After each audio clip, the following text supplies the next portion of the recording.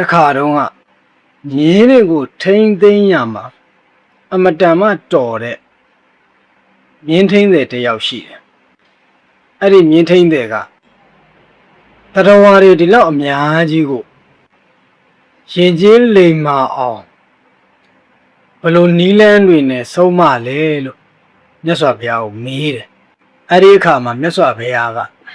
အိုမြင်းထိမ့်တဲ့တင်လဲဒီလောက်ရိုင်းဆိုင်ကြမ်းကြုတ်တဲ့မြင်းတွေကိုဘလို့နီးလန်းတွေအသုံးပြုပြီးတော့ဘလို့လိမ္မာအောင်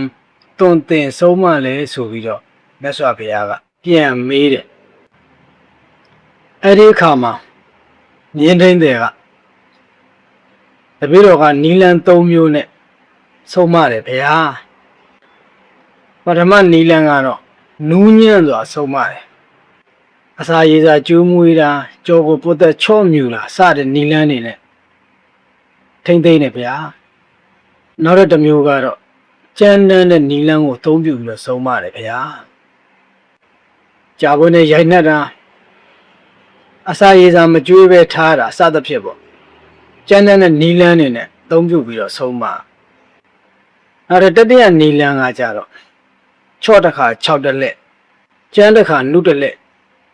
အဲ့ဒီနီလန်းတွေကိုအသုံးပြုပြီးတော့မြင်းတွေကိုထိမ့်သိမ့်နေဗျာတဲ့အဲ့ဒီမှာမြတ်စွာဘုရားရှင်ကထပ်မေးတယ်သင်ပြောခဲ့တဲ့နီလန်းတွေနဲ့ဆုံးမလို့မရခဲ့ဘလို့ဆက်လုပ်လဲ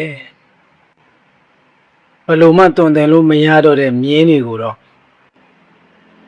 တချို့မြင်းတွေကပေကက်ကက်လောက်တဲ့မြင်းတွေရှိတယ်လေဘလို့မှရိုက်လည်းမရပြုတ်လည်းမရအဲ့လိုမြင်းတွေဆိုဘလို့လုပ်မလဲဆရာနာမည်ပြတ်မှကြောက်လို့တတ်စားလိုက်တယ်ဖယားအဲ့ဒီလိုပြောတဲ့ခါကျတော့မြတ်စွာဘုရားကငါလည်းတင်သုံးတဲ့နီလန်းနေနဲ့ပဲတရဝါတွေကိုဆုံးမတယ်ဒီဟာလို့ရင်ကောင်းတယ်ဒီဟာလို့ရင်တော့ချမ်းသာမယ်စသဖြင့်နူးညံ့တဲ့နီလန်းကောင်းကျိုးတွေကိုပြပြီးတော့ဆုံးမတယ်အဲ့လိုဆုံးမလို့မရခဲ့ရင်တော့ဒီဟာလို့ရင်တော့မင်းမင်းတန်သိမယ်ဒီဟာလို့ရင်တော့အပေငရေကိုကြာနိုင်တယ်စသဖြင့်အပြစ်ကိုပြောဆိုပြီးတော့လဲဆုံးမတယ်အဲ့လိုမှမရခဲ့ရင်လေဒီဟာလို့ရင်တော့ကောင်းကျိုးတွေရမယ်ဒီဟာလို့ရင်တော့မကောင်းကျိုးရမယ်စသဖြင့်ကြမ်းတစ်ခါချော့တက်လက်နီလန်းနေနဲ့ဆုံးမတယ်အဲ့ဒီလိုဆုံးမလို့မရခဲ့ရင်တော့အဲ့ဒီတတ္တဝါကိုတက်ပြစ်လိုက်တာဗောတဲ့အဲ့တော့မြင်းထင်းတွေအံ့ဩသွားဟာအရှင်ဘုရားသူ့အသက်ကိုမတတ်ဖို့ဟောပြောနေတဲ့အရှင်ဘုရားကဘယ်လိုမျိုးတတ်တာလဲဘုရားအဲ့ဒီခါမှာမြတ်စွာဘုရားကငါဘုရားရှင်တို့တတ်တယ်ဆိုတာကဟိုတုံးနဲ့ရိုက်တာဓာတ်နဲ့ထိုးတာစသဖြင့်တတ်တာမျိုးမဟုတ်ဘူးကောင်းသည်ဆိုးသည်ဘာမှမပြောတော့ဘဲနဲ့လက်လူရှုပြီးတော့လုံးဝမဆုံးမတော့ဘဲနဲ့နေလိုက်တာမျိုးငါဘုရားတို့ရဲ့တတ်ခြင်းမျိုးပဲဒီအကြောင်းအချင်းရာကိုကြည့်မယ်ဆိုလို့ရှိရင်ကျွန်တော်တို့သားသမီးတွေတပည့်တွေအနေနဲ့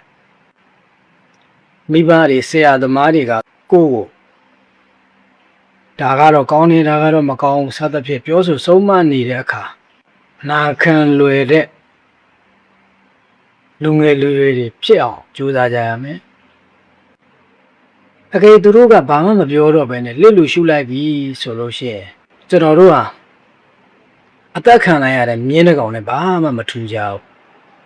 ဒီစက်လက်လေးကနေပြီးတော့သင်္ကန်းကယူစရာတွေအများကြီးပဲအဲ့ဒီတော့ပြုပြင်ဆုံးမလွယ်တဲ့လူတော်လူကောင်းလေးတွေဖြစ်အောင်ကြိုးစားကြပါလို့တိုက်တွန်းရင်းနဲ့